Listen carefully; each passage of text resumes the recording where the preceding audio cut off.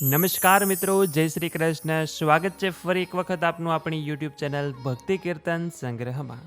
મિત્રો, આજના આ વિડીયોમાં આપણે ભાદરવા સુદ પાંચમે જે ઋષિ પાંચમ એટલે કે સામા પાંચમનું વ્રત કરવામાં આવે છે, આ વ્રત કેવી રીતે કરવું જોઈએ, શું કરવું શું ન કરવું જોઈએ, શું ખાવું શું ન ખાવું તથા આ દિવસે શું ધ્યાન રાખવું જોઈએ, વ્રતમાં કંઈ ભૂલચૂક થાય તો શું કરવું જોઈએ, અને જો આ દિવસે જ માસિક ધર્મમાં હોય તો આ વ્રત કેવી રીતે કરી શકાય કે પછી ન કરી શકાય, તેના વિશે પણ આપણે આ વિડીયોમાં વાત કરવાના છીએ. એટલે કે આ 5 થી 10 મિનિટના વિડીયોમાં આપ સૌ લોકોને ખૂબ જ ઉપયોગી માહિતી મળવાની છે. તો અંત સુધી મારી સાથે જોડાયેલા રહેજો તથા જે સ્ત્રી માસિક ધર્મમાં થતા હોય તે લોકો સુધી આ વિડીયો જરૂર પહોંચાડજો. તો મિત્રો, આ વ્રતને ઋષિ પાંચમના નામથી એટલા માટે ઓળખવામાં આવે છે કેમ કે આ વ્રતમાં કોઈ દેવી દેવતા નહીં પરંતુ આપણા સપ્ત ઋષિઓની પૂજા કરવામાં આવે છે, સાથે અરુંધતી માતાની પણ પૂજા કરવામાં આવે છે. અને સામા પાંચમ એટલા માટે કેમ કે આ વ્રતમાં શામો ખાવાનું મહત્ત્વ છે. શામો એટલે કે જેને ઘણા લોકો મોરૈયો પણ કહેતા હોય છે, તે આજના દિવસે ખાવામાં આવે છે. આજના દિવસે એકટાણા કે ફરાળમાં કંદમૂળનો ઉપયોગ કરવામાં આવતો નથી, એટલે કે આજના દિવસે જમીનની અંદર ઉગેલી કોઈ પણ વસ્તુ ખાવામાં આવતી નથી, માત્ર જમીનની બહાર કે પછી વેલામાં ઉગેલી વસ્તુ આજે ખાવામાં આવે છે. કે જેમાં આપણે જો વાત કરીએ તો કે બટેકા, આદુ, મગફળી કે જે જમીનમાં ઉગે છે તે આજના દિવસે ન ખાઈ શકાય. એ સિવાય આપ વેલાના શાક ખાઈ શકો છો કે જેમાં ટમેટા, ગલકા, કાકડી, દૂધી અને દરેક પ્રકારના ફ્રૂટ પણ આપ આજના દિવસે લઈ શકો છો. ઘણા લોકો આ દિવસે એકટાણું કરે છે, ઘણા લોકો આજના દિવસે ઉપવાસ પણ કરતા હોય છે કે પછી ફરાળ લઈને વ્રત કરતા હોય છે. જો આપ એકટાણું કરતા હોય તો એકટાણામાં આપ રોટલો ખાઈ શકો છો અને તેની સાથે વેલાના કોઈ પણ શાક ખાઈ શકો છો. અને જો ઉપવાસ કરતા હોય તો આજના દિવસે સામો જરૂર ખાવો એટલે કે મોરૈયો જરૂર ખાવો. અને એકટાણું કરતા હોય તો પણ એક સમય મોરૈયો જરૂર ખાવો જોઈએ કેમ કે આજે મોરૈયો ખાવાનું વિશેષ મહત્ત્વ છે. મિત્રો, જે કોઈ સ્ત્રી કે જે કોઈ કુંવારિકા માસિક ધર્મમાં થતી હોય તે 4 દિવસ દરમિયાન તેનાથી કેટલીક ભૂલો થઈ જતી હોય છે અને તે ભૂલોનું પ્રાયશ્ચિત કરવાનો દિવસ એટલે કે આ ઋષિ પાંચમનો દિવસ. આ દિવસે વ્રત કરીને આપણી તે ભૂલ, આપણા તે પાપોનું પ્રાયશ્ચિત થઈ શકે છે. તો આપણે એવો પ્રશ્ન થાય કે આ 4 દિવસ દરમિયાન થયેલી ભૂલ કઈ?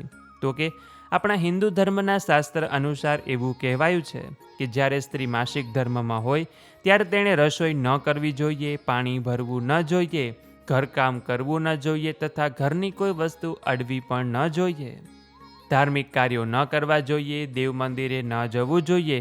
આવા કેટલાક નિયમો છે. પરંતુ હાલના સમયમાં ઘરમાં કોઈ કામ કરવાવાળું ન હોય એટલે તે સ્ત્રીને પોતે જાતે કરવું પડે છે અને તે સ્ત્રી માસિક ધર્મ વર્ષભર દરમિયાન પાળી શકતી નથી. એટલે તેના દોષમાંથી મુક્તિ મેળવવા માટે ભાદરવા સુદ પાંચમના દિવસે આ સામા પાંચમનું વ્રત કરવામાં આવે છે.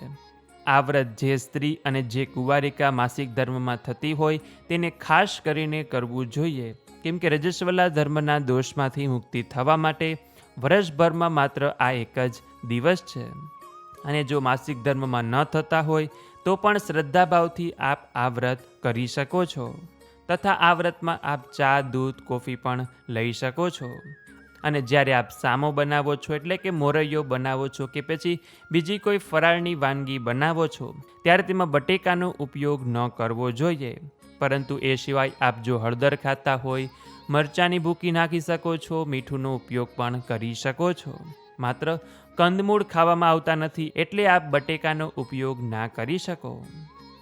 ઘણા લોકો આજના દિવસે ઉપવાસ કરવાનું ભૂલી જાય તો તેણે શું કરવું? તો કહેવાય છે કે સામા પાંચમ વ્રતના નિયમોનું પાલન કરવાથી અને સામા પાંચમની વાર્તા સાંભળવાથી પણ વ્રતનું પુણ્યફળ મેળવી શકાય છે. એટલે તે બહેનો તે રીતે પણ વ્રત કરી શકે છે. આજના દિવસે બ્રહ્મચર્યનું પાલન કરવું જોઈએ, ગુસ્સો કરવો ન જોઈએ, કોઈની સાથે લડવું ઝઘડવું નહીં, મનને શાંત રાખવાનું તથા ગણેશોત્સવ પણ ચાલી રહેલો હોય તો આપ ગણેશજીના પાઠ કરી શકો છો. આપણા જે સપ્ત ઋષિઓ છે તેમનું મનમાં ધ્યાન ધરી શકો છો. ભગવાન શિવના પણ મંત્ર પાઠ કરી શકો છો. દેવ મંદિરે દર્શન કરવા પણ જઈ શકાય છે. અને હવે મુખ્ય પ્રશ્ન એ કે આજના દિવસે જ જો માસિક ધર્મમાં હોય તો આ વ્રત કેવી રીતે કરી શકાય. તો જે બહેનો આજના દિવસે માસિક ધર્મમાં હોય તે પણ આ વ્રત ધારણ કરી શકે છે, પરંતુ જે આ વ્રતની પૂજા વિધિ છે તે બહેનો આ પૂજા ન કરી શકે. તેણે આજના દિવસે સવારથી વ્રતને ધારણ કરવાનું, વ્રતના નિયમોનું પાલન કરવાનું તથા ઉપવાસ કરવાનો કે પછી ફરાળ લઈને પણ આપ આ વ્રત કરી શકો છો. એટલે માસિક ધર્મમાં હોય કે ન હોય તે દરેક બહેનોએ આ સામા પાંચમનું આજના દિવસે વ્રત કરવું જોઈએ. જે કોઈ બહેનો પ્રેગ્નેન્ટ હોય તે પણ આ વ્રત જો થઈ શકે તો કરી શકે છે, જો ન થાય તો આવતા વર્ષે પણ કરવું જોઈએ. જે બહેનોને થોડા દિવસ પહેલાં જ ડિલિવરી આવી હોય અને જો તેણે આ વ્રત કરવા ઈચ્છતા હોય તો તે પણ આ વ્રત કરી શકે છે, પરંતુ જો તેનાથી પણ આ વ્રત ન થાય તો આ વર્ષે ન કરવું, આવતા વર્ષે આ વ્રત કરવું જોઈએ. તથા આ વ્રત કેટલા વર્ષ કરવું જોઈએ એવો પણ આપને પ્રશ્ન હશે. તો આ વ્રત જ્યારથી આપણે માસિક ધર્મ શરૂ થાય ત્યારથી શરૂ કરવાનું હોય છે કે જ્યાં સુધી માસિક ધર્મ પૂરો ન થાય ત્યાં સુધી આ વ્રત કરવાનું હોય છે. કદાચ એ વચ્ચેના સમયગાળામાં કોઈ કારણોસર વ્રત ન કરી શકો તો ચાલે, અને માસિક ધર્મમાં ન થતા હોય તે બહેનો પણ આ વ્રત કરી શકે છે. આ વ્રત વિધવા બહેનો પણ કરી શકે છે. જો ઘરમાં સૂતક હોય તો પણ આ વ્રત કરી શકાય છે. તો આવી રીતે શ્રદ્ધાપૂર્વક જો સામા પાંચમનું આ ઋષિ પાંચમનું વ્રત કરવામાં આવે છે તો તે બહેનોને આ વ્રતનું ફળ અવશ્ય મળે છે. એટલે કે રજસ્વલા ધર્મમાં તેનાથી જે પણ કંઈ ભૂલ થઈ હોય તેનું પ્રાયશ્ચિત જરૂર થાય છે અને તે દોષમાંથી તેને મુક્તિ મળે છે અને સપ્ત ઋષિઓના આશીર્વાદ મળે છે. તો આ રીતે સામા પાંચમનું વ્રત કરવામાં આવે છે. જો આપને હજી પણ કોઈ પ્રશ્ન હોય તો આપ અમને કમેન્ટ સેક્શનમાં પૂછી શકો છો, અથવા તો અહીંયા જે વોટ્સએપ નંબર લખેલો છે ત્યાં મેસેજ કરીને પણ આપ અમને પ્રશ્ન પૂછી શકો છો. અને હવે પછી નેક્સ્ટ વિડીયોમાં આપણે આ સામા પાંચમની વાર્તા સાંભળીશું કે જે વાર્તા વગર આ વ્રત અધૂરું ગણાય છે. તો દરેક બહેનો વ્રત કરતા હોય ન કરતા હોય, માસિક ધર્મમાં થતા હોય ન થતા હોય, તેણે આ સામા પાંચમની વાર્તા આજના દિવસે જ્યારે પણ સમય મળે છે ત્યારે જરૂર સાંભળવી જોઈએ. તો આપ સૌ બહેનો મારી સાથે સામા પાંચમના દિવસે વાર્તા સાંભળજો.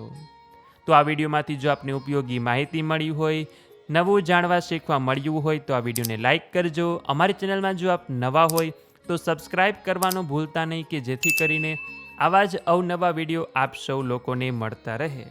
તો આ સાથે હવે મને રજા આપો, મળીશું ફરીથી એક નવા વિડીયોમાં. ત્યાં સુધી આપ સૌ લોકોને અમારી ચેનલના જય શ્રી કૃષ્ણ. ધન્યવાદ. મારી સાથે જોડાઈ રહેવા બદલ આપ સૌ લોકોનો ખૂબ ખૂબ આભાર.